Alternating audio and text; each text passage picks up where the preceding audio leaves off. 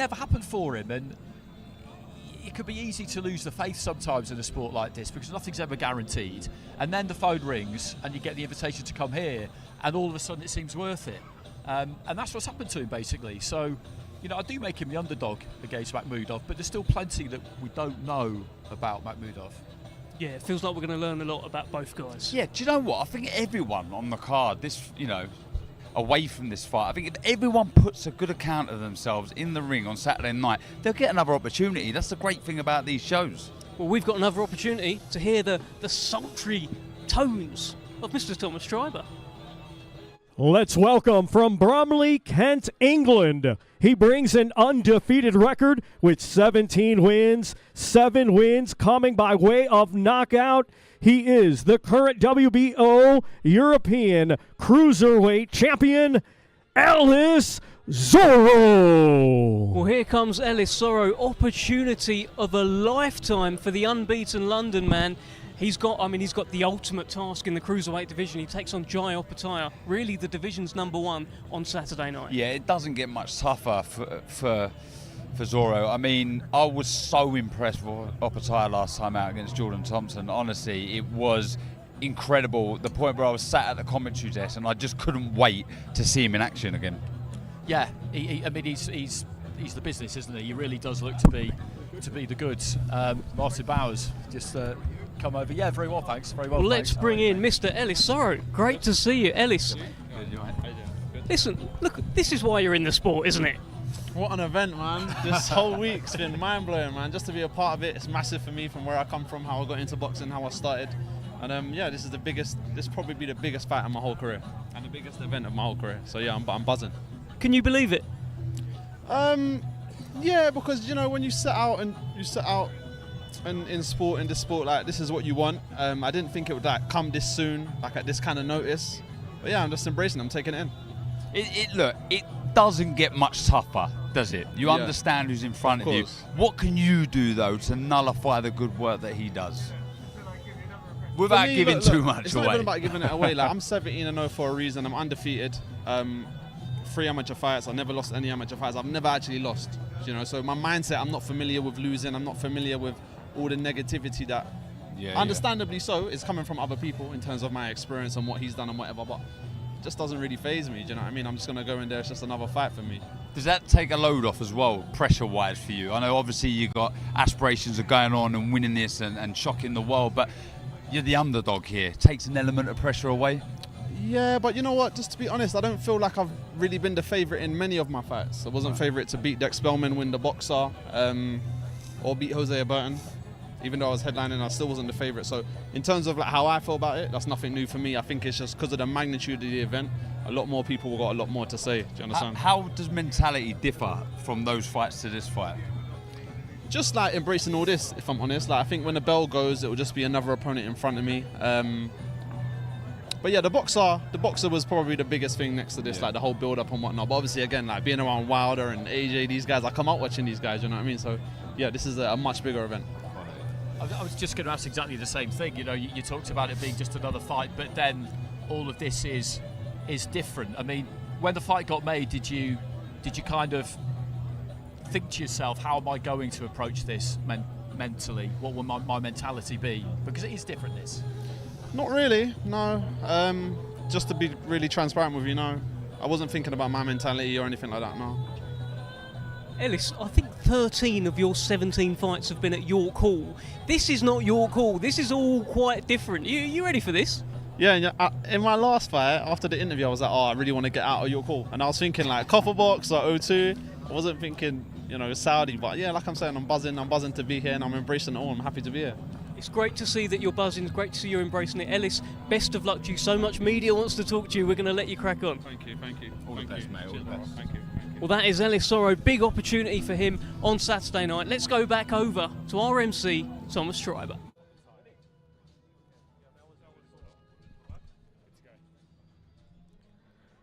And now let's welcome, coming to us from Sydney, Australia. He brings an undefeated record with 23 wins, 18 of his 23 wins coming by way of knockout. He is the current Ring Magazine Cruiserweight Champion, Jai Opetaia. Well, here is the Ring Magazine Cruiserweight Champion, widely seen as the best in the division right now. Of course, couldn't be introduced there as the IBF champion because of what's happened this week as well. Here is Jai Opetaia. Just an animal, a beast. Like I say, I was sat at ringside with Tony Bellew watching him fight, and we just both looked at each other and said, wow, we can't wait to see him fight again. Just an absolute beast. He got tagged by Thompson, a huge cruiserweight. Shortly after, I finished the job. Well, here is Mr. Jai Opetaia. Great to see you. Yeah, you can't leave him out. Sorry, bro. That was close for a second there. So close, Sorry. I was going to try and start it out. Yeah, we can do it again. Listen, no. I'm gonna do this. Listen, Jai, you've had this focus about you all week. I've watched some of your interviews. You don't give much away. You ready to put on a show and show the world what you're all about on Saturday? I'm locked in, All I'm thinking about is the fight. I'm not here for, all these cameras and stuff. We promote the fight, but for me, it's just pure business. We've spoken before you fight with Jordan Thompson, and the big question was the size of Jordan Thompson. You must take a lot of confidence away from that fight. There was a moment where he tagged you with a right hand, and you sort of just shrugged it off and landed big shots of your own. Going into this fight, you must take so much belief away from that last victory. I do. It was a good performance, but at the same time, I've prepared for 12 rounds of war. I'm not expecting a repeat. It's easy to get sort of caught up in that sort of stuff, but I think Zoro's a crafty little fighter. I've got to be careful, and just fight smart. That's what I do. Once we get in that ring, we adapt. How did he differ from Jordan Thompson, Zoro? Well, obviously the size is a lot different, and his hand speed's decent, but we get in there and we adapt. We feel the ring. I'm excited. I'm just excited to get in there and do what we do. Like I said, I'm ready for 12 rounds of war. If it goes to 12 rounds, I'm ready. I'm fast, I'm fit, I'm strong. Anything that comes at me, I'm ready. We were talking yesterday about the grind of pro boxing and how at times you wondered whether it was worth it, those hard days in the gym when nothing's really happening, you're wondering what's coming next, and this is this is what it's all about, isn't it? This is what you've been doing it for. It is, man. It's good to be here. It's good to be a part of building boxing legacy. You know what I mean? This is one of the biggest shows in history, so I'm honored to be here. But I'm pumped up, man. I just cannot wait to get in the ring and do what I do. So I'm excited. You did say yesterday too, I think when we'd finished recording actually, that you would fancy it at heavyweight at some point. I mean, that's probably a little way off yet, is it? But that's an ambition. Further down the track, man, why not? You know what I mean? And they've just bring in this bridgeweight as well. So 3-time world champion, 3-division world champion, I mean. So, the sky's the limit. And I'm 28, I'm just getting started, and I'm on this massive platform, bro. I'm pumped, you know what I mean? I've worked so hard to get here, and I'm here now, and I just cannot wait to step in the ring. It does sound like you rate Ellis Soro, though. People have been asking you about other stuff, other fighters, other champions, the whole IBF situation, but you do rate Ellis Soro. He is a task you've got in front of you on Saturday. 100%. I'm not looking past him at all. I've been pushing my body to the limits in the gym. I am training for the best version of Ellis Soro, the one that no one's seen yet. You know what I mean? This is his chance to become a world champion. He is who I was before I fought Breeders. You know what I mean? Nobody thought I had a chance. So that's why I expect someone like me coming. Someone young and hungry like myself. So, I'm preparing for someone like me. Training like a challenger. No, I'm ready. I just cannot wait to get the job done. You faced off with him once, I think, so far at that launch press conference. How does he shape up to you? And, you talk about how he's basically you from before. Are you seeing that same look in his eyes? I don't know. The energy's a bit different to mine. You know what I mean? I'm here to get a job done, but I'm not going to let nothing fool me. Fighting in the ring's a completely different thing. So, I'm just gonna wait till we get in there and do my adapting there. So. We can't wait for it. Great speaking to you, Jai Opetaia. We're going to let you go. Thank you very much. Appreciate it. Cheers. There is the Ring Magazine Cruiserweight Champion, Jai Opetaia. Let's head back over to our MC for the evening, Thomas Schreiber. And now let's welcome, coming to us from Manchester, England, he brings a professional record consisting of 23 wins, just one defeat, 16 of his 23 wins coming by way of knockout. This Saturday night, he will be the reigning and defending IBO light heavyweight champion of the world, defending his title, Lyndon King Arthur. He's the IBO King, won that belt, of course, in a thriller against Brian Suarez. And again, guys, the opportunity of a lifetime for Lyndon Arthur. It is, absolutely, and doesn't get any tougher than Dimitri Bivol, like it doesn't get any tougher for Elisoro than Jai Opetaia, but he was on good form when we spoke to him yesterday. He was on good form at the Lord's press conference as well. He's always on good form. Always on good form, looking cool, looking calm. Lyndon Arthur. How is Riyadh treating Lyndon Arthur? I saw there was a robotic Hoover sort of getting in your way earlier in the hotel. Yeah, no, that was it's an experience out here. I say that much. I've been shopping. I've been shopping. Yeah. Been spending that Saudi money. I ain't said it anymore. No, it's amazing, man. Look, it's skeptical. I'm just happy to be. I'm happy to be a part of this whole event. It's crazy. In terms of the preparation, you haven't had that long to prepare. Yeah. Tough task against someone like Bivol, but is it almost a good thing that you haven't had too long to think about this? You get offered the fight, you take the fight. Look, it is what it is. If someone comes up to you in the street and says, let's fight, you don't get 10 weeks. And, you know, that's how I kind of looked at it. Like, fuck it, we're here now, let's just do it.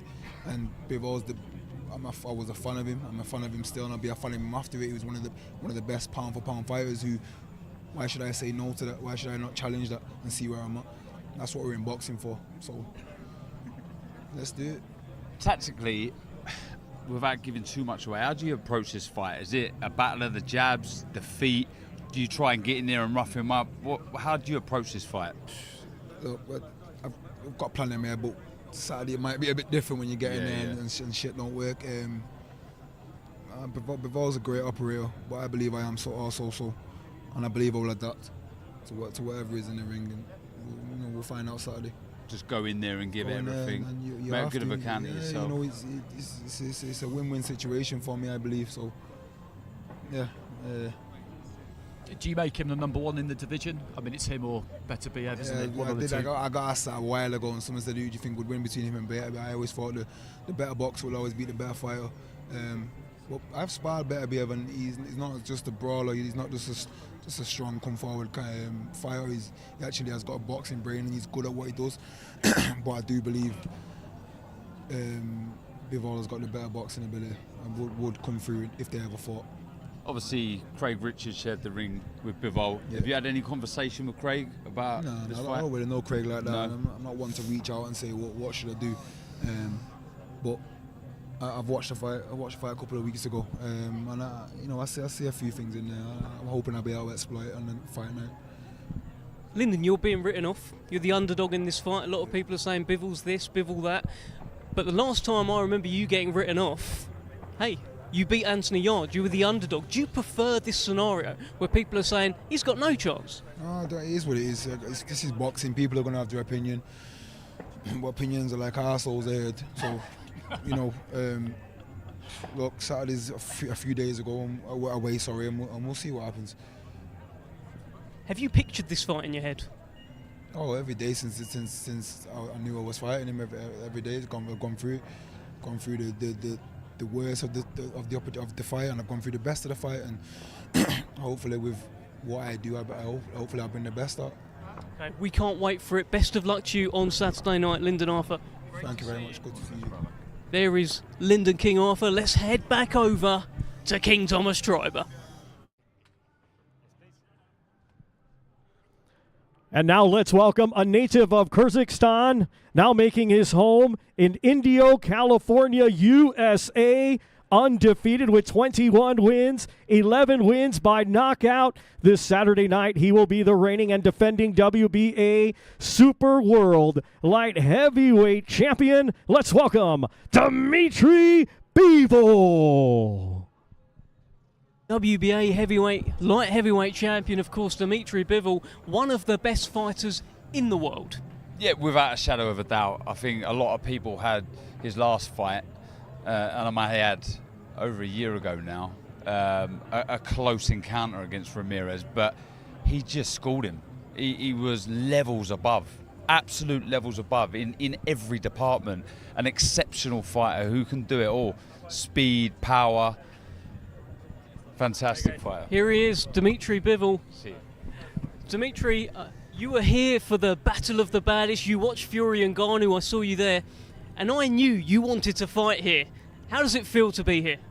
I'm so excited to get my fight, and I'm so excited to be the part of this huge event. Really great event. I never see big card like this before, to be honest. Darren Barker here is a big fan of you. Yeah, big fan. And your last performance against Ramirez, a lot of people were saying it could be a close fight. A lot of people were picking Ramirez. You must be so pleased with the way you performed that night. Yeah, people thought like it could be a close fight, but I did everything well because I had good training camp, and we just did job what we needed. It's been quite a long time since you last boxed, though. Has that been frustrating? Sorry? Has it been frustrating that you've been out of the ring for a year? No, not too much because I spent time with I spent good time because now I feel more fresh. Mind is clean, my body is more healthy now, and I'm ready and I'm hungry. What do you know about your opponent, Lyndon Arthur? He's a good fighter. He's IBO champion. He has good jab, good English boxing school, which I wanna try my skills against his boxing school. Obviously, the other belts are currently with Artur Beterbiev, but Lyndon Arthur has that IBO belt. Is it important for you to get that belt and take that to your next fight? For today, it's important for me because I made 10 defense of my title. Every time when I beat my opponents, I was just defending my belt, and I didn't get anything from them, you know. And now I want to get something, and it makes me more excited. But you got a lot from when you beat Canelo. You got a lot of credit. That made you stand out. Yeah. I got a lot attention from boxing fans and respect from boxing society. But I want something, materialistic like belt. I'm not overlooking Saturday, but is the future light heavyweight for you? Sorry. But is your future, not looking beyond Saturday, but do you see yourself staying at light heavyweight for the remainder? I have a plan to be undisputed champion. I have a dream in light heavyweight division, and I see it very close now. And of course, I want to be in light heavyweight division, and then we will see. Heavy, cruiser, heavy? We will see. I don't know. You're that good. Certainly got the skills. Look, we can't wait to watch you fight on Saturday night. Tremendous to have you on this show, and we wish you the best of luck on Saturday. Thank you, Dimitri. Thank you so much. Thank you. Over to our MC, Thomas Schreiber. And now let's welcome from Brooklyn, New York, USA, undefeated with 26 wins, 1 draw, 22 of his 26 wins, coming by way of knockout. Here is Jarrell Big Baby Miller. Well, here comes the man they call Big Baby. He's fresh out of Brooklyn. This is a man who's been making a lot of noise this week in the Fight Hotel, confronting pretty much anyone who will look at him. Jarrell Big Baby Miller. Yeah, absolutely. He's still undefeated. That kind of took me by surprise somehow when I looked at his record last week. He's not been active, though, is the thing. I remember me and Darren commentated on this fight against Bogdan Dinu, which was late 2018, and we know what's happened since then. He's failed a number of tests for performance-enhancing drugs, but he's cleared to fight on this card. He's only boxed 3 times in the last 5 years, so we don't really know what we're going to get, I don't think. Well, let's see pretty what sure we he'll get. tell us. Yeah, let's see what we get right now. Jarrell Miller, great to see you. How you doing? Jarrell, look, from Brooklyn to Riyadh. Look around. What a night. It's beautiful, man. What a fighter can ask more for, you know? Great place, great venue, you know, great atmosphere, and you know, it's going to be a great night of fights. Are you making up for a bit of lost time with this fight against Dubois because you've not been that active the last few years? Yeah, 100%. You know, they offered me Chisora at first. Chisora turned it down. Dubois turned on Joseph Park. I said, give me anybody. And Dubois was the first name that popped up, and he said he'll take the fight. I said, he's a dummy. Sign him up. Let's go. What do you think of him as a boxer? What do you think of his skills? I mean, he's decent. You know, good right hand. You know, most English fighters are very physically fit. You know, very you know, good jab, good right hand. Pretty basic, but there's something he's missing, that swag. And the most important on top of the swag and the fluidity movement is lack of heart. You know, and that's not something I'm just throwing out. It's proven fact that he's done it in the fights where he looked like he's a quitter. When fights get tough as a fighter, you got to constantly keep pushing. That's the whole point. How far off top form do you think you are? I mean, look, I think you'll be the first to admit you've not looked $1 million. You've not looked great since you've come back. Are you getting closer to top form? Yeah, most definitely. I think after this fight I'll be about 80-90% where I want to go. I think it takes a little time to constantly staying busy, getting the right fights. And Dubois is a great stepping stone to get there, you know. So I said after him, we right back into the gym. You know, I have no doubt I'm going to stop him, and that's the whole point. You know, having confidence and courage and going in and getting the job done. But of course, the more that I stay busy, stay active, and I show what I can do, and of course, you know, I got a mouthpiece on me. People love that, so that's always going to keep me in the camera's eye. You know what I mean? But the main thing is going in and doing my job. You know what I mean? And God bless me with talent still to come out here and do what I got to do and keep improving. Is it a case of you in this fight of trying to break Dubois' heart? Of course, 100%. I mean, that's the main thing fighters do. Sometimes you got to break a guy's heart before you can get him out of there. You know, I'm aiming for the stoppage, but we're going to soften him up first. We know that he's durable for the first 5 rounds. We know he has a decent right hand and a good jab. So we know we're going to take our time. We're going to break him apart. You know, we're going to dissect him and then bully him and beat him up and send him home fried shrimp. Speaking of breaking him apart, you and Anthony Joshua had to be broken apart yesterday. A couple of occasions. I've seen a few videos going around, Jarrell. What's been going on? No, he didn't have to break us apart. You know, me, if I really want to, you know, push people buttons, that's easy to do. You know, I mean, I told security already and everybody, I'm not going to start nothing more than, you know, saying a couple words. That's part of boxing. That's part of entertainment. Sometimes you got to push guys' buttons. You know, I live rent-free in AJ's head, and so I got his buttons. Some guys, you got that one bully that always pick on you, and I'm that guy. Is that the fight you want? Yeah. If you could pick any fight out there, is that the fight? Yeah, because you know we have unfinished business. You know, unfortunately he has 3 losses now, but it is what it is. It's boxing. You know, he was saying that I'm on a different level. I'm like, no, you're not. You're like number 2 and 3. I'm number 4 or 5 right now. So we're right there. We can definitely make it happen. It's not unrealistic. It's more realistic than anything else. You know, after Tyson's going to be locked in with Usyk. You know, who else is there? You know, maybe Deontay, and that fight's not going to happen. I'm showing you that right now. So we have, you know, past beef and a past history. It'll be a great ticket seller and great pay-per-view. Do you think he beats Otto Wallin? It's a 50-50 fight in my head. And the reason why I say that, you know, Otto Wallin's a very durable guy. I've sparred with him. He knows how to mix it up. He has a great chin. And he's durable, you know, and he believes in his heart that he can win the fight. So my thing is, if AJ goes in for the kill, then we're going to see. But in my heart, I think it's a 50-50 fight. I asked Frank Sanchez this. Who do you feel has the harder fight out of Anthony Joshua and Wilder? Man, ask me a tough question. They're all 50-50 fights in my book. And the reason why is, you know, I'm a friend of Joseph Parker. I love Joseph Parker, but he's a great mover. He's a great boxer. If he doesn't get hit, Joseph Parker wins the fight. If he gets hit with the right hand, we know how that goes. So it's a 50-50 fight. Same thing in the next fight with Otto and Wallin and AJ. Both good boxers, both great fighters, but is AJ the same fighter as he was before? And Otto Wallin's coming to prove a point. So in my hand, I think they're both tough fights, to tell you the truth. You know, but because Deontay has to equalize the punch, you kind of favored that AJ might have the tougher fight. Well, Jarrell Miller, we could talk to you all day. I'm sure you could talk to us all day. Of course, and we may talk all day one day, but we're going to let you go, my friend. Plenty of people want to speak to you. Great to speak to you. Mr. Jarrell Miller, let's head back over to Mr. Thomas Treiber, who has Daniel Dubois with him. Let's welcome from Greenwich, London, England. He brings a professional record consisting of 19 wins, just 2 defeats, 18 of his 19 wins coming by way of knockout. Here is the former WBA regular heavyweight champion of the world, Triple D, Daniel Dynamite Dubois. Well, really taking it in. That is a good bit of posing there from Daniel Dubois, flexing those guns. Of course, the last time we saw him was against Alexander Usyk, a controversial fight. Some people call him an uncrowned heavyweight king. Here he is. Do you know what? I'm interested to know where his head's at, because on one side he boxed really well against Usyk, and on the other side there was that, you know, The way it finished. the way it finished. And I'm just curious to where his confidence is at the moment. Well, here is Mr. Daniel Dubois. Great to see you. Daniel, let's cut straight to it, right?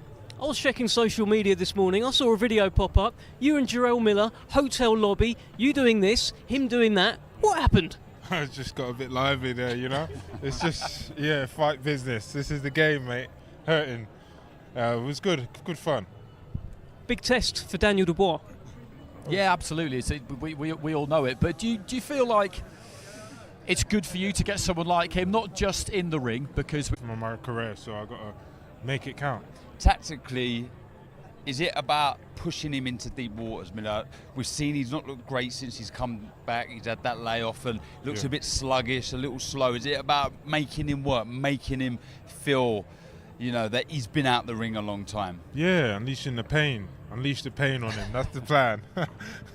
you do seem very relaxed. I just wonder if, you know, you went in as deep as anyone can go against Usyk, because he's a unified heavyweight champion of the world. You swab in those waters, and is it a case of having done that, you think to yourself, actually, you know what, that wasn't as bad as I thought it might be? No, it's just the whole experience as a whole, you know. It's, you know, just a learning experience from the fight, things happening around the event, and from now on, I need to make, you know, the next few fights, and, you know, starting with this one, you know, perform really well. Can't prediction. How'd you win? I ain't around predictor, man, but Point stoppage. Definitely sleeping him, and you know, get a great victory and a great performance. Yeah. Do you think this will be a hard fight, Daniel? You've had a couple of hard fights, the Joe Joyce, Alexander Usyk as well. Do you think he's of that mould? Can he give you a hard fight?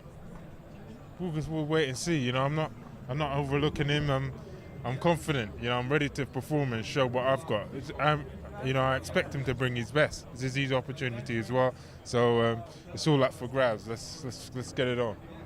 It feels like Jarrell Miller has been talking for years. He's been winding everyone up.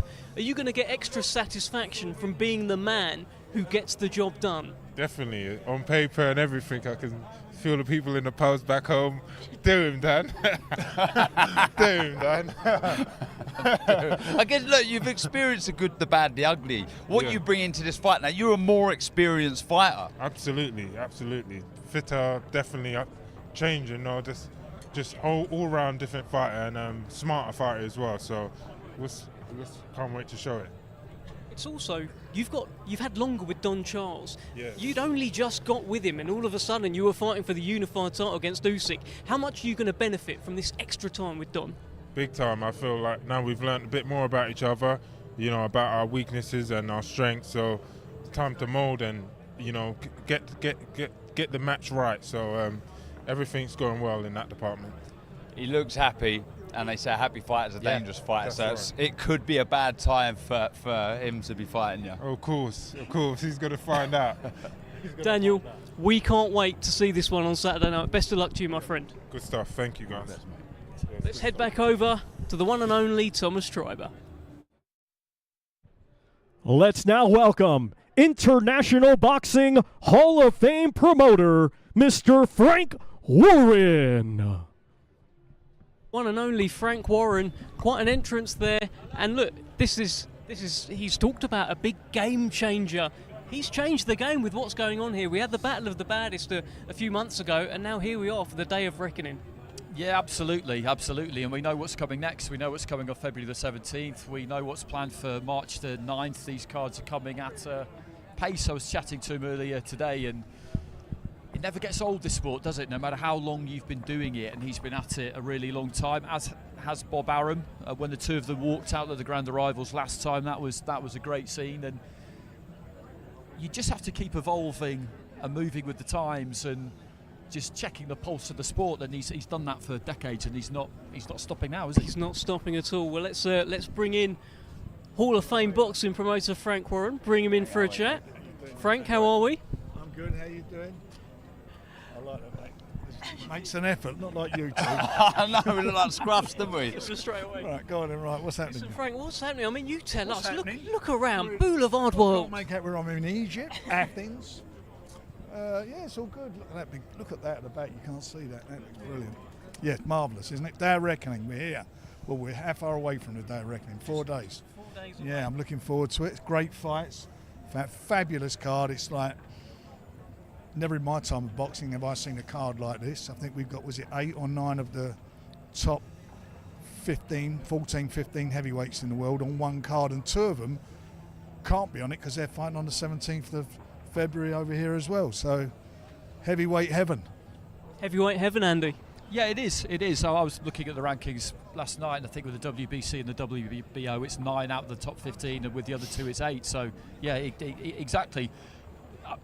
We thought we knew what we'd get on the 23rd of December. Originally, it would be Fury Usyk, and then this was put together at just breakneck speed. How was that behind the scenes? It must have been an interesting few days after October. Look, you know, once the resources are there, and that makes it much easier to start with. But you've got to have the vision, the resources, and His Excellency and his team had that, along with all our team at Queensbury. And we worked with all the various promoters. Everybody cooperated to make this happen. We all put aside our differences, got on with it, and delivered the card. And it is a fabulous card, and I hope it's going to be the first of many where people are cooperating to give the fans the fights that they want to see. We were just talking to Daniel Dubois, who's your guy on the card, and we were chatting about it earlier. And it's kind of make or break for him, really, isn't it? Well, he is. I mean, look, his last fight, he should have won that fight. He hurt him. I'm not going to go into the big debate about low blow or not. I thought it was a legitimate blow, but he got 4 minutes unfairly what the referee gave him, despite the fact he wanted to carry on himself. And he seemed to, he went down. He sort of went. Look, he was down after that. I'm talking about during the fight. He should have gritted his teeth and put it on him, and I think he could have come through. But look, he never done it. He's got every physical attribute.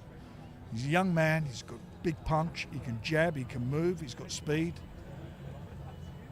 People are doubting his commitment, and that is what this fight's all about. It's up to him now to prove to the public and to himself and to everybody around him that he wants to be in this business, that he wants a seat at the big table. He's got a great opportunity now against Gerald Miller, who's no slouch himself.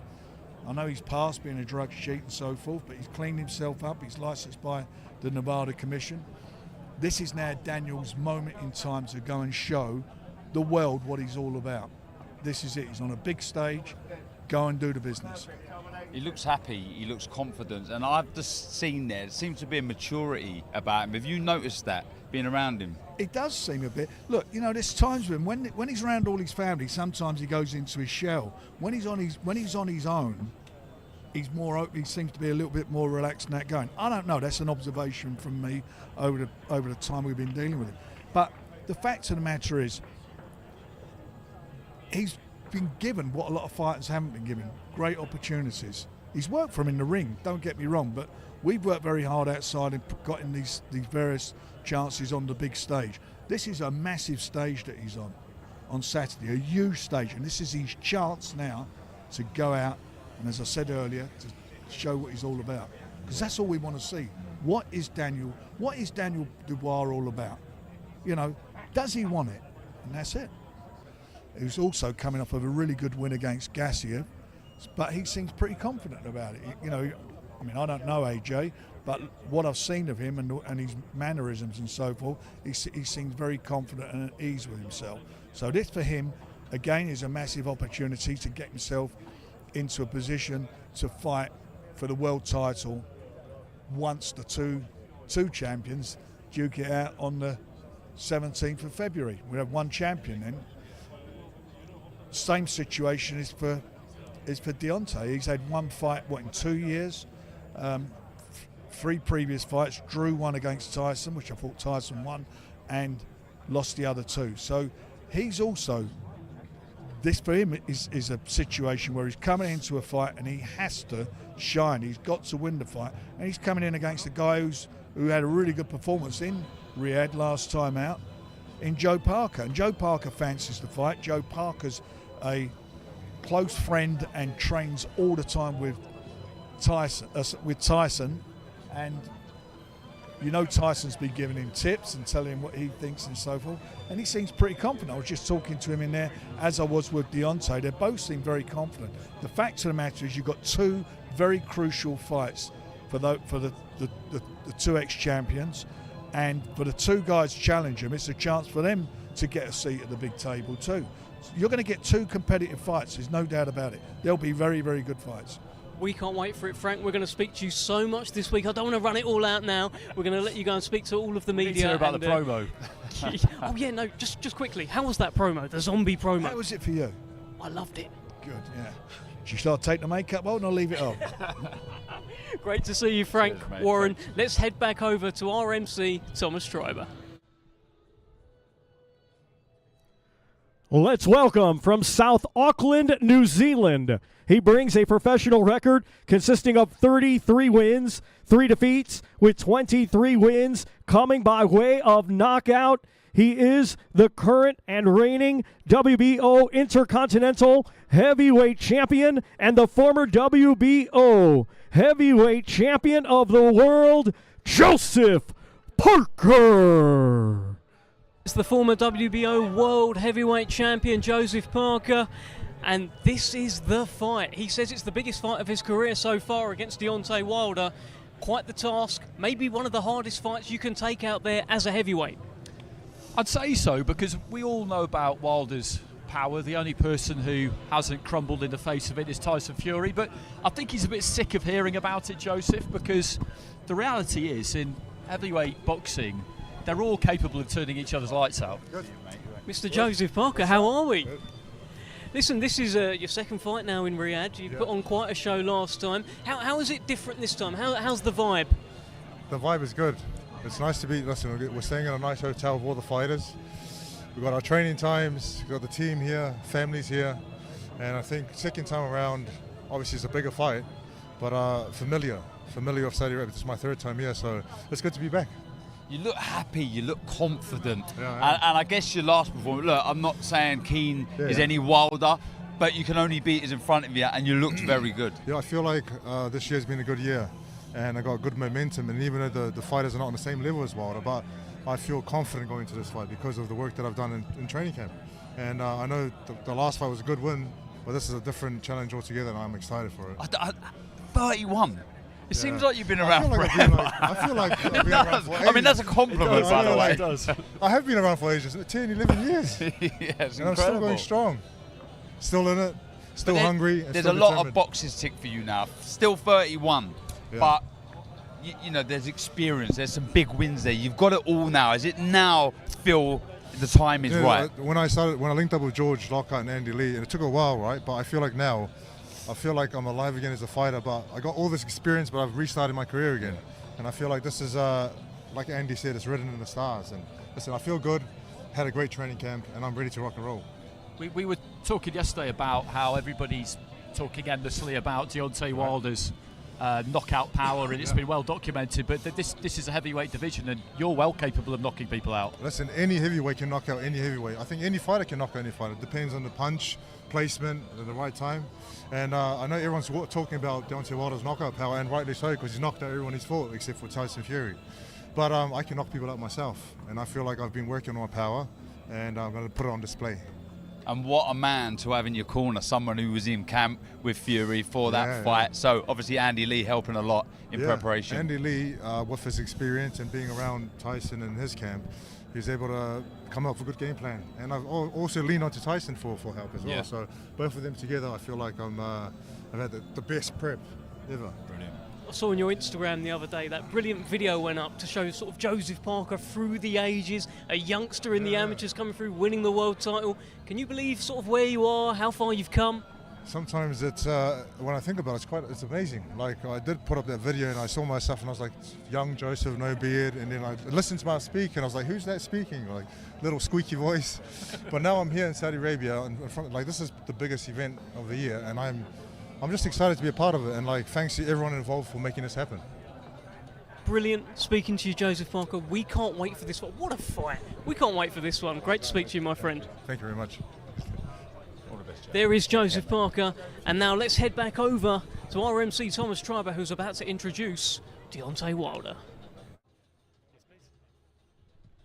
Let's now welcome from Tuscaloosa, Alabama, USA. He brings a professional record consisting of 43 wins, just 2 defeats, 1 draw, 42 of his 43 wins coming by way of knockout. He is the former WBC heavyweight champion of the world, known as the Bronze Bomber, Deontay Wilder.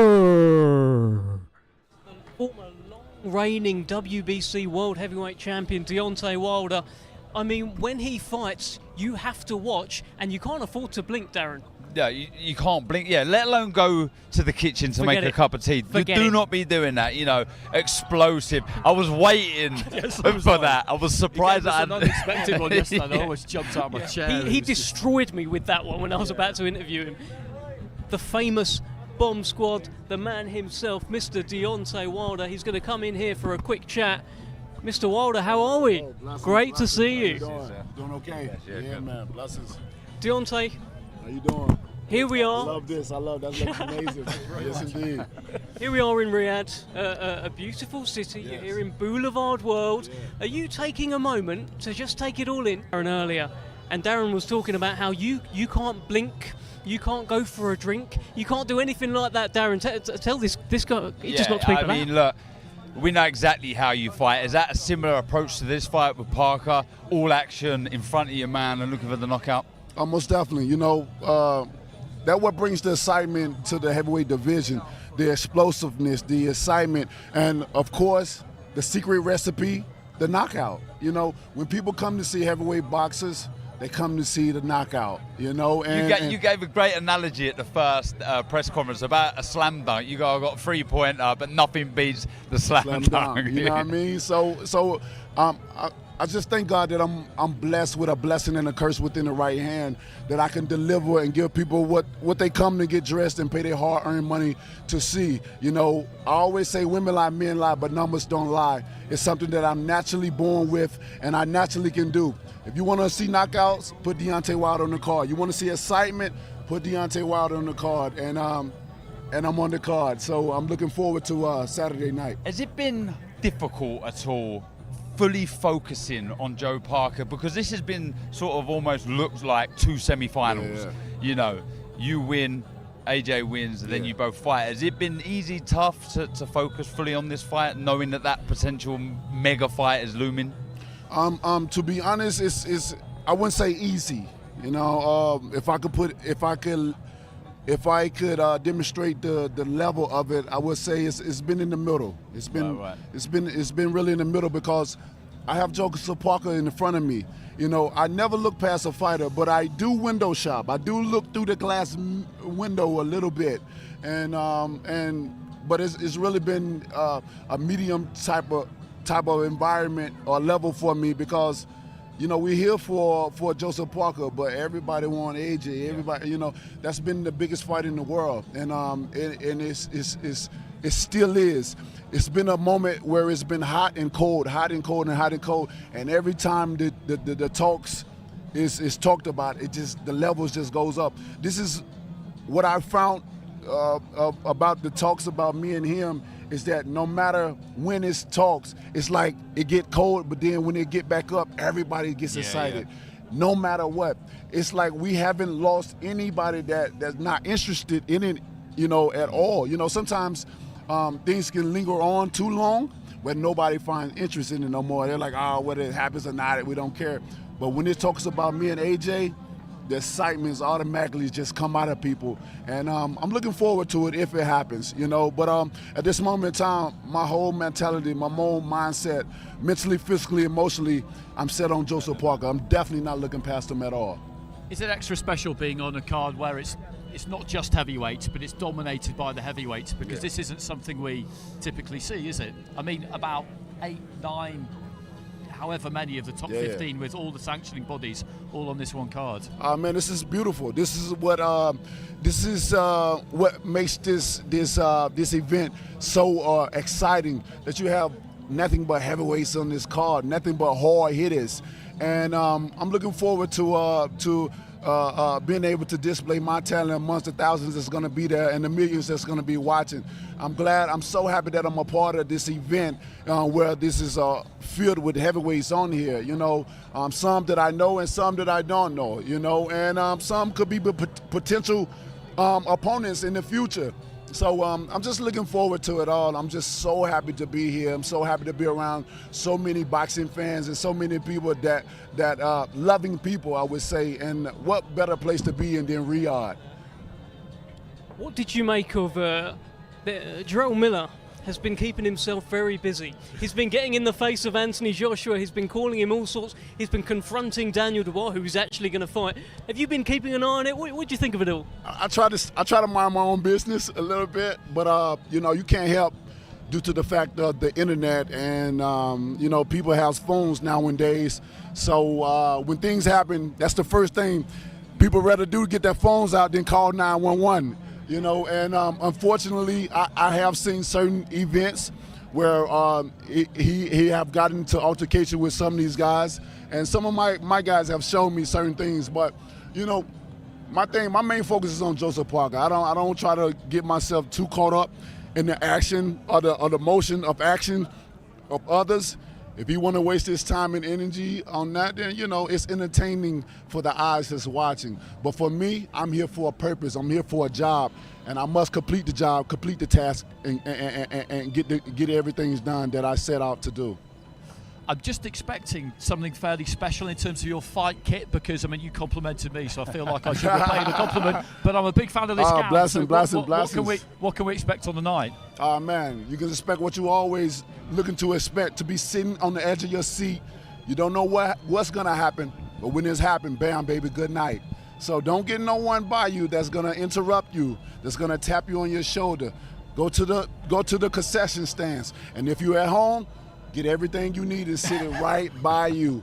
Because when Deontay Wilder come out and he's fight, at any given moment, at any given time, it can be bam, baby, good night, like I always say. And, you know, many people talk, but for me, when I talk, my numbers don't lie. This is what I do. God have truly blessed me with a blessing in the curve within the right hand. That's one of the reasons why I haven't had the opportunity to unify the division for many champions. Just like Joseph Parker. He said that he's so confident that he's going to beat me, but I kind of find that hard to believe. And like, how you believe in yourself when you're a challenger, but you don't believe in yourself when you was a champion. You know, so we're going to see it on the night of the fight. I can't wait. I'm the best as I've ever been in my life. I feel great, and I'm looking forward to Saturday night. The talking is almost over. The week of the fight has begun, and I'm looking forward to it. Looking forward to it all. We spoke yesterday. You talked about how that goal remains. One champion, one name. I'll let you say it. One champion, one face, one name. And that's one of the reasons why I'm still involving myself in the business of boxing. Because I have everything I need. I've accomplished so much. You're looking at a man with a statue, you know, so majority of my accomplishments has been set in stone within a statue, and the area where they put it in is historic. If anyone knows anything about, you know, where I come from and where it sits, you understand that change has happened, and it's a beautiful thing to be a part of change. You know, that's something that the world needs more of. Change, and some of that change is spreading the love. That's why everywhere I go, I give people my undivided attention. If I don't know you, you would never tell those on the outside looking in how I greet people, how people come to me, because, you know, the saying is, I'm a person that I never meet strangers. You'll never know how I greet you or how you greet me, and I return the favor. You'll never know if I knew that person or not, because if you're happy to see me, I'm happy to see you. If you show me love, I will show you love as well. And that's what it's all about. I feel that we're all family because we are part of the human race. It's no such thing that this race and this race individual. We need each other. And for me, so many people look up to me. I motivate and inspire so many. So with that being said, when eyes is on me, even when it's not on me, I am who I am. I display a certain different person inside the ring because I must. And if you know anything about risking your life for anything, you know that you must know how to be able to turn things on. But when you know how to turn it off, it's okay, you know. So this is who I am. I'm a leader, and I'm someone that shows people the way of life and how it should be done. Because, you know, although I have so much power and so many people get intimidated of what I can do, but I also show them the other side of showing love. So I'm glad I'm a fighter, but I'm also a lover as well. Let me ask you this, Deontay. At the press conference that we had a couple of months ago now, you had a very relaxed, peaceful, almost presidential kind of energy there. You had a great energy up there. You didn't really want any beef or conflict with anyone. And then when you went back to the US, you started doing interviews, talked about Anthony Joshua. What can we expect from you this week? What kind of energy have you got for these pressers, these face-offs? What do you think?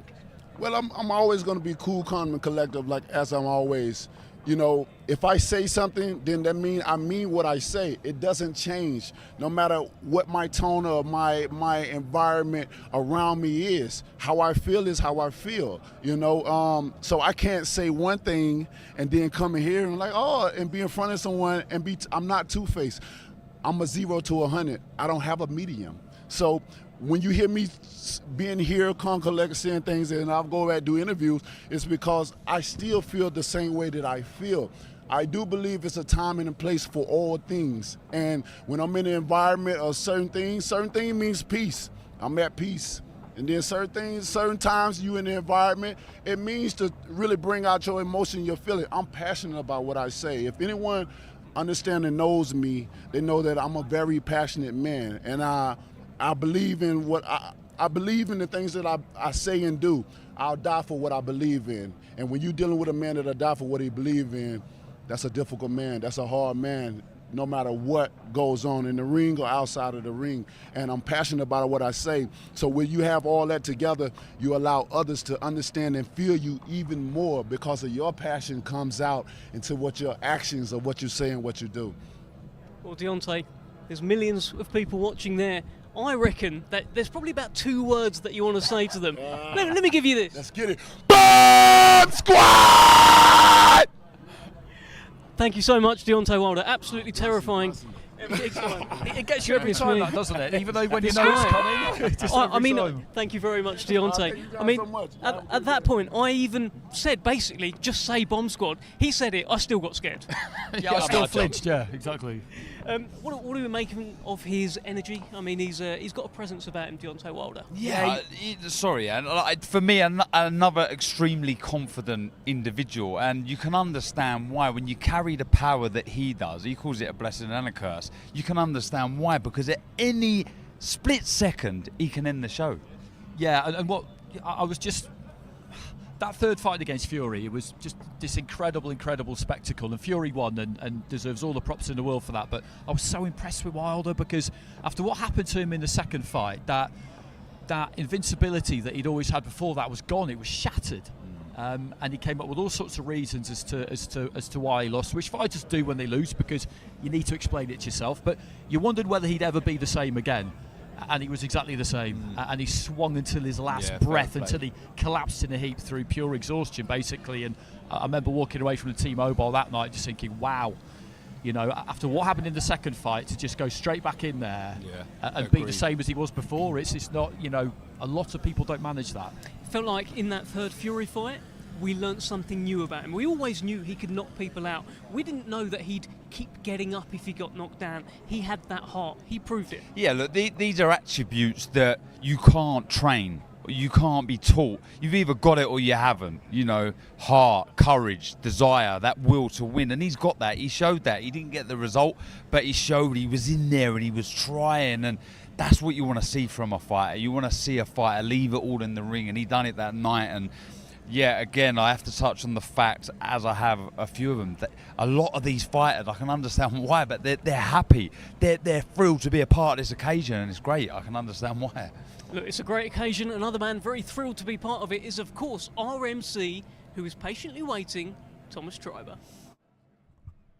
Let's welcome a native of Sweden, now making his home in New York City, New York, USA. He brings a professional record consisting of 26 wins, just 1 defeat, 14 wins, coming by way of knockout. Here is Otto All In Wallin. Well, there he is, Otto All In Wallin. This is the man who has approached this week with so much confidence. Every time I've spoken to him, I believe him. He thinks he can beat Anthony Joshua on Saturday night. 100% he does. He's had loads to say in the build-up to this fight. You know, he's talked about how he feels like Joshua's mentally fragile, how he's mentally weak, how he's never really got over that defeat against Ruiz. This is stuff that Anthony's heard before numerous times, but I don't think he was necessarily expecting it from Otto Wallin because he feels familiar with him because of the amateurs and the sparring. Yeah, I think so. But again, another extremely confident fighter. Here he is, Mr. Otto Wallin. Yeah, you're right. Otto, we were just speaking about you. All good. Talking about the confidence. You're bigger than us. Yeah, just a bit. The confidence with which you've carried yourself this week in the entire build-up to this. You are here with genuine belief that you will beat Anthony Joshua on Saturday night. Yeah, I mean, it shouldn't even be a question. I feel, of course, I'm confident. Otherwise, I wouldn't take this fight. I feel like I've shown in the past that I'm a good fighter. I gave Fury a very good fight, and I take pride in my work. I've been working very hard to come to this place where I'm at now, and I'm just here really take full advantage of this opportunity. You've looked good, like you said, good win last time out. What have you made of Anthony Joshua's last few fights? I mean, he lost to Ruiz, he lost to Usyk, and I don't think there's any shame in that. I think both guys are very good. Usyk's a terrific fighter, but I feel with Joshua that, you know, he hasn't really been that aggressive, seek and destroy kind of guy that he was known to be when he came up. And you know, he won Olympic gold. He became a pro and was knocking everybody out, knocked out Klitschko. And you know, he's been at the top of the mountain. So I think it's probably been hard for him to realize that he's vulnerable too, that he also can get beat. And I think maybe in the beginning he felt like, you know, I won Olympic gold, I knocked everybody out, so I can't be touched really. So you feel it's a better time to be fighting Anthony Joshua now than it was, you know, a few years ago? Yeah, no question. I think there's two different reasons. I think one, he hasn't really looked the same, and I've got better.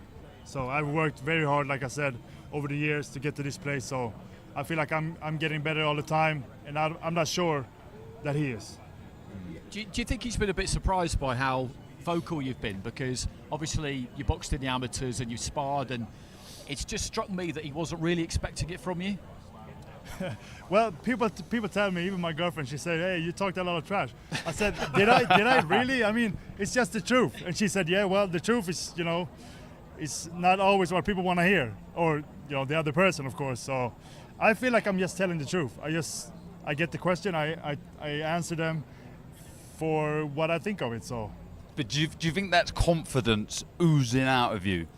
These words that are coming back, usually it's slightly out of character, but is it just confidence shining through? Well, it might be. It might be. People keep talking about my confidence. It's just, I mean, it's very natural to me. I'm just being myself. I feel very confident, and you know, I have a really good team around me, people that knows what they are doing, and they've been preparing me for this moment. And you know, now it's just the time to deliver. How are the nerves? Because the pot of gold for the winner is huge. Well, it would be amazing. I really, really, really want to win. I got to do everything I can to win. Yeah. But I feel like I have no pressure really. I feel like, you know, of course, I win this fight, I go on to much bigger things. But you know, I worked so hard to be here, so I feel like it's time to enjoy it. Where's your mentality at with this fight as in compared to the Tyson Fury fight? I think basically the same. Yeah? Yeah. I felt very good going into that fight. But I would say I've improved since that fight. I felt like when I fought him, I hadn't been on that level before. So I had 12 rounds with the best in the world, with Fury. And after that, you know, had a few good fights. And now I feel like much better prepared. I've been 12 rounds a few more times. and I'm more experienced, and I feel like I'm better prepared this time. Is that what makes you a better fighter now, the experience that you've gained? I think so, yeah. The experience does a lot, I think. Yeah. Yeah, and also when I was growing up, it was hard to get sparring over in Sweden where I'm from, of course. And then I was living in Denmark, went there when I turned pro. Then for the past 6 years, I've been with Joey in New York and been having great sparring. So that's been a huge help for my career. Let me ask you this, Otto. Do you think his mind is fully on Otto Wallin? There's the talk of Deontay Wilder. This week he's been involved with Jarrell Miller. There's been kind of confrontations in hotel lobbies. Is he fully focused on yourself? I don't know. He probably is, but I think it's all good that these other people are being mentioned. And I feel like I said that I don't have any pressure. I feel like he has a lot of pressure. He has to look good in this fight to go on and fight Wilder. And he's probably very focused on me, but there's also other guys messing with him. So I think that's just good for me. And also, don't remember, he was focused on you too. So at the press conference. It's been an interesting journey for you, hasn't it? Because when you turned pro, boxing wasn't long legal in Sweden. And I remember the first time I saw you was 2015-16 on a Sauerland Nordic fight night, I think in Denmark. And I remember just killing time in the afternoon and chatting to Joey Gamache, and he was telling me, look, I've got a real one here. He's got good, solid fundamentals, very good work ethic, good student. Did you always feel like you could get to this level? I did. It might sound crazy, but for some reason I always believed in myself. From when I first started boxing, I had very good support with my dad, my brothers. They all believed in me very much, and I think that's been a huge help. And I always dreamt of this moment, and I believed that I could get here. Just quickly, how do you see Wilder Parker going? I think it's a good fight. It's no easy fight for Wilder.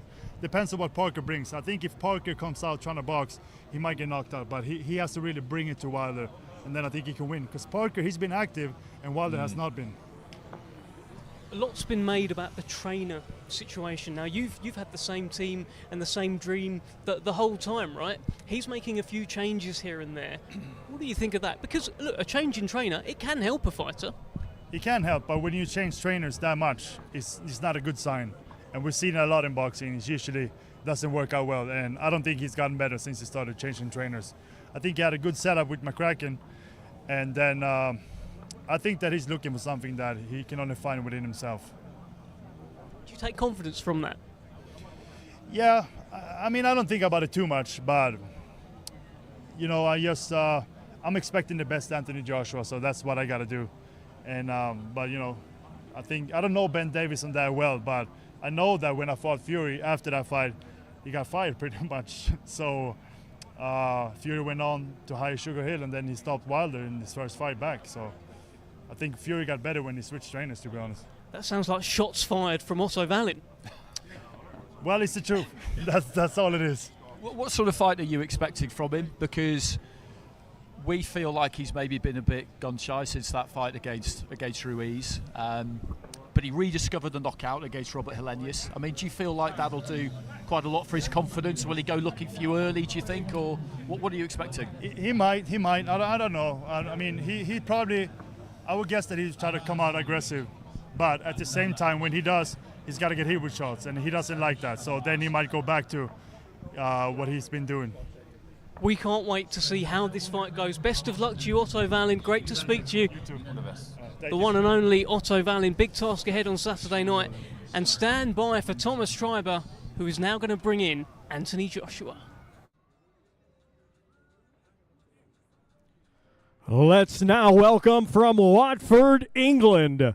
He brings a professional record consisting of 26 wins, 3 defeats, 23 of his 26 wins coming by way of knockout. He is the former 2-time unified heavyweight champion of the world, AJ Anthony Joshua. Well, there is Anthony Joshua, former 2-time unified world heavyweight champion, taking it all in. No stranger to these flashing lights, no stranger to the big nights. No, not at all. He's had massive night after massive night. What interests me about this is The fact that him and Wallin have come last here, does that mean that they're going to be last on Saturday? Because I know at the press conference in London, one of the reasons why he was a bit tetchy, I believe, was it wasn't just you. It was partly down to the fact that he was expected to come up last, and in the end Wilder came up last. Is this indicative of the order we'll get, or is this, again, have they been jockeying position to achieve this? Well, we will find out on Saturday night.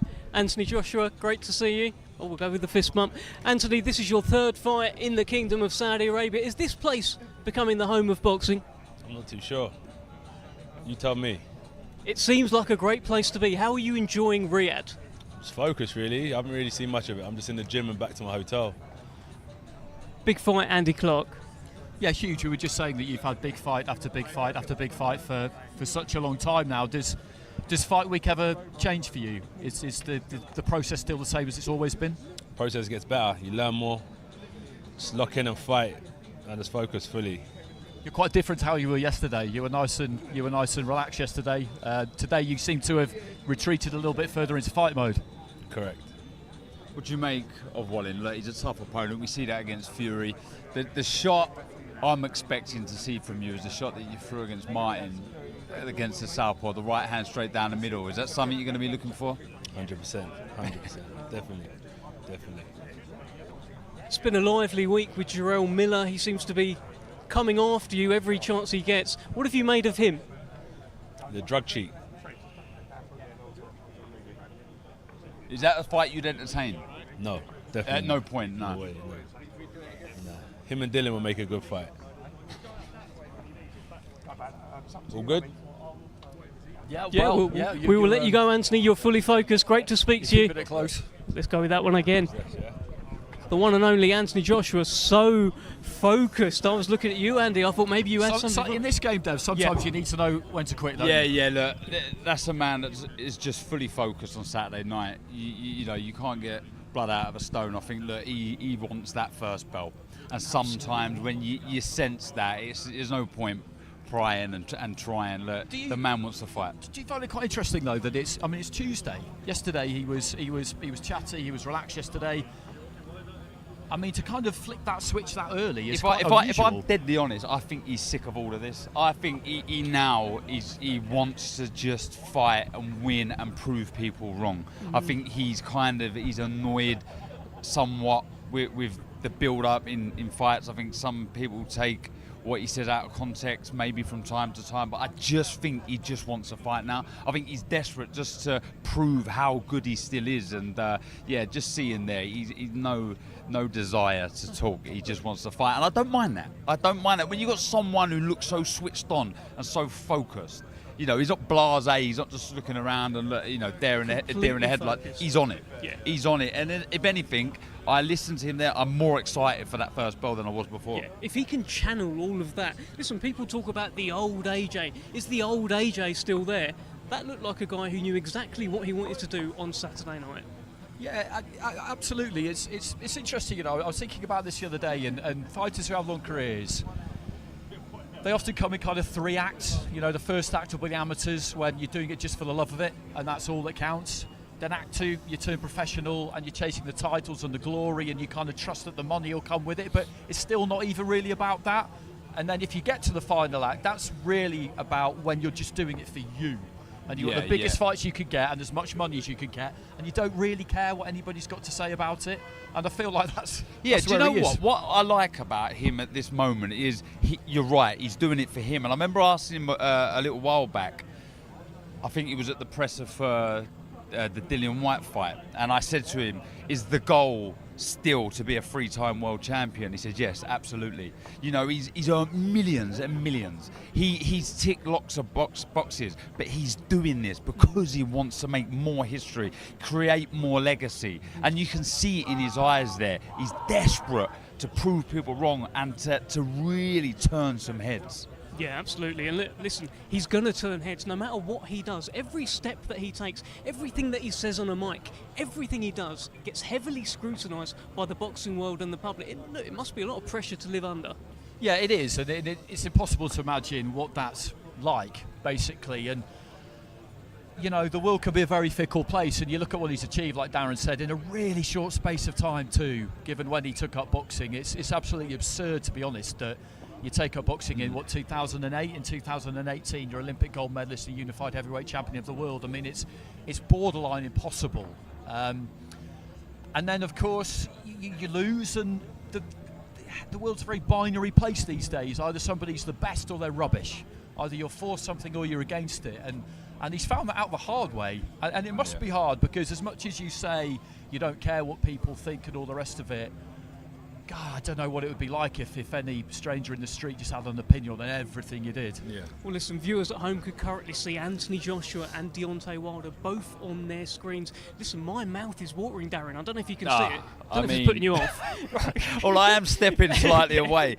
But that's the fight. Look, enjoy Saturday night, everybody, because it's a great card. 2 brilliant semi-finals, if you want to call them that. But if we ever are so lucky to see that Anthony Joshua, Deontay Wilder fight, we are in for a real treat. Can you imagine, right, and again, not looking past Saturday, can you imagine the energy just before that first bell of them two fighting, staring at each other in the opposite corner? Yeah, absolutely. I mean, it's incredible. Absolutely, because it has been a long time coming, but he's right. Deontay Wilder was right in what he said. I don't really feel like the gloss has gone off it, despite the fact that they've both lost since, because they've had their ups and their downs, and they're both looking for kind of redemptions of different kinds. It makes it bigger almost. It adds to the story. Look, listen, we saw Manny Pacquiao and Floyd Mayweather. We wanted it at that point, probably in about 2009, and it grew and it grew and it grew, and it got bigger and bigger and bigger. I think that's kind of happened here. Yeah. Look, it probably for them in their careers, as far as Prime's concerned, it would have happened a little while ago. But as far as building it up, because you're finally going to get what you've been after, in that sense, it's bigger. But it's just, I mean, it's looking very exciting. The format or the map for the heavyweight division, I'm really excited about it. Listen, people are talking about Otto Wallin for Anthony Joshua as a bit of a banana skin, and one of the reasons they mention is the southpaw stance and how Anthony Joshua, of course, struggled with Usyk. But when he won the world title, did he not knock out a southpaw? But that's exactly what I said to him. That right hand, it's textbook, absolute textbook. All right, okay, is it the same Anthony Joshua? But that right hand is what you do. You know, he slipped on the outside and he threw the right hand straight down the middle of the southpaw stance. It was spot on. You don't lose that. That's there. That know-how is there. And I think, look, for me, not to get too technical, but feet are crucial here. Wallin can move for a big guy, very nimble, and it's important for AJ to bring his feet in to land that right hand. He doesn't want to be overreaching. If he's throwing the hand before he throws the foot, he's going to overreach and he can get caught with something. So feet are key, but yeah, the right hand, for me, for Anthony Joshua, is the shot that will and could do the damage. I did think his feet were better against Helenius. I felt like he committed with his feet more, got himself closer, and threw that right hand. And he was talking to us yesterday about, you know, when he's on the pads at the minute, he's really looking to punch through the pad. It's not just a drill. He's looking to punch with bad intentions all the time, and that's what you need to do at heavyweight. And in terms of struggling against Usyk, it's Usyk. It's Usyk. Who doesn't? Exactly, Who doesn't? it's Usyk. I mean, don't give yourself a hard time there. And he's just been beaten twice by an exceptional generational talent. I don't know about you. Do you feel like that second performance against Usyk might age well? Yeah, I think so. People remember what happened after the fight, basically, don't they? But the performance in the ring, I feel like it could age quite well. Yeah, and I hope AJ's taking some sort of confidence away from that. Thinking, look, I did improve. I lost, yes, but I did improve. And I've just been beaten by a very good fighter. What do we think of the link up with Ben Davison? You know, people are talking about how it's only 6 weeks, but they've been together for a little bit longer. They've been around each other for a little bit longer. But this is the first time Ben Davison will be the lead trainer, the lead voice in that corner. What do we make of this, Darren?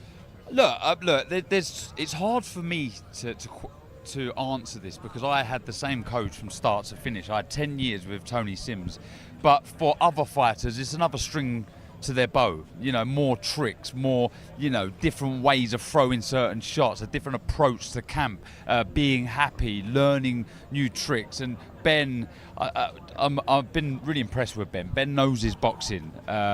He knows how to read a fight very well. He's got a good team around him that study videos of opponents. They come up with, accurate pinpoint plans. And AJ's an intelligent man. He'll follow a plan. So it could work out to be a very good partnership. He's a very meticulous coach, Andy. Yeah.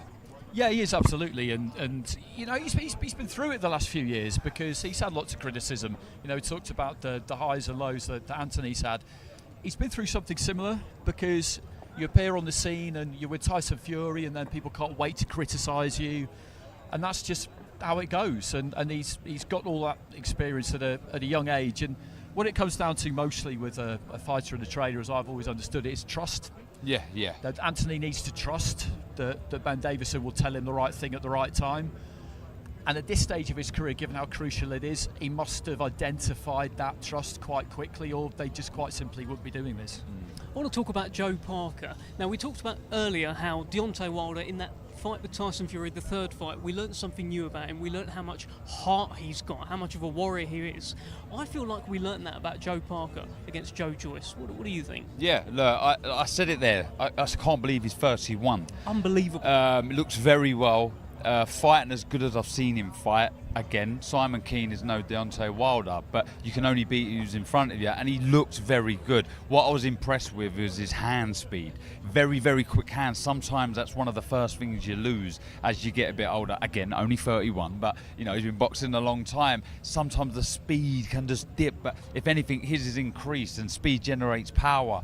There's just an experience feel about him and know-how about him. His ring IQ's grown and gone to another level, and I think you can see that there. Sometimes you can see, I certainly can, I can see people that are hiding behind a fake personality or hiding behind words. When I see that man walk over and he's full of confidence, that's real, that's true. He's not fazed by who's in front of him, and that's saying something when you're facing Wilder. So I've been asking myself this question, as many have. What is the harder fight? Who's got the harder opponent, Wilder or AJ? And I think it's Wilder. I will probably say Wilder. Okay. You change your mind tomorrow, by the way. No, but I've changed my mind probably today after seeing Parker. Okay. The way his demeanour, the way he looks, the feel, and what he's saying, he believes in himself. He's got that heritage, that fighting spirit, and he doesn't look phased, and he's, like I say, full of confidence. Well, that fighting spirit is what I'm referring to in the Joe Joyce fight. He showed in that fight he's willing to go out until he's absolutely done. He went out on his shield in that fight. Yeah, he did, and it's a phrase that people throw around a lot in boxing, and I think sometimes it rolls out of people's mouths a bit too easily when we demand that a fighter goes out on their shield. You need to think about what you're saying there. You're demanding of them that they're basically going to risk dying. I'm not sensationalising. That can be what's at stake, and that's a hell of an ask.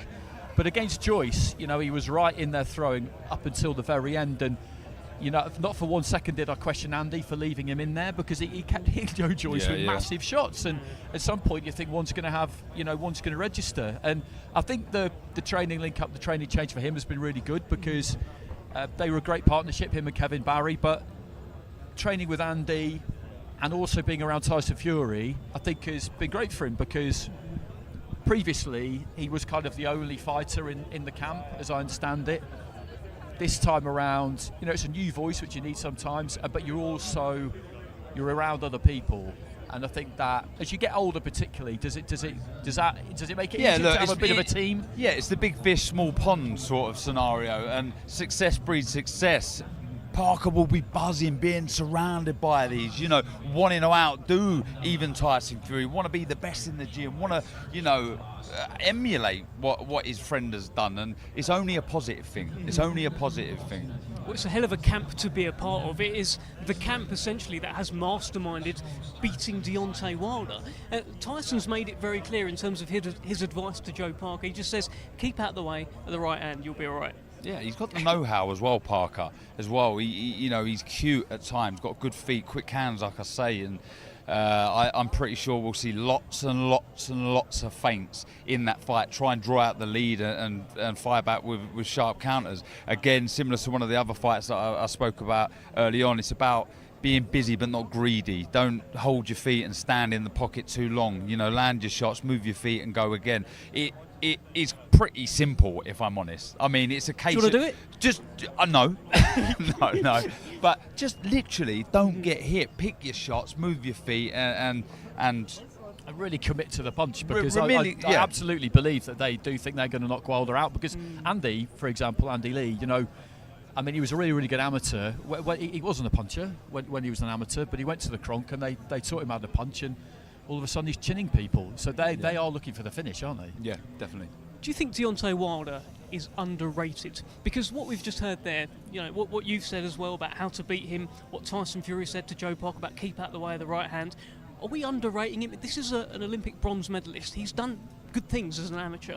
I think his boxing ability does tend to get underrated, because he's got that bronze medal, and technique's an interesting thing to discuss, isn't it? And simply put, a good technique is one that works. Now, it might not be in the manual, the way he throws the shots. It might not be something that an England boxing coach would or even should teach, but you do what works for you. And when he throws that long right hand, that 1-2, I mean, that is pretty textbook, isn't it? Yeah, it is. He throws it correctly. He commits to the shot. He fully rotates through the shots and gets himself in a good position after to move his head. I wouldn't say I'm overlooking his boxing ability, but I'm looking at how does Parker beat him.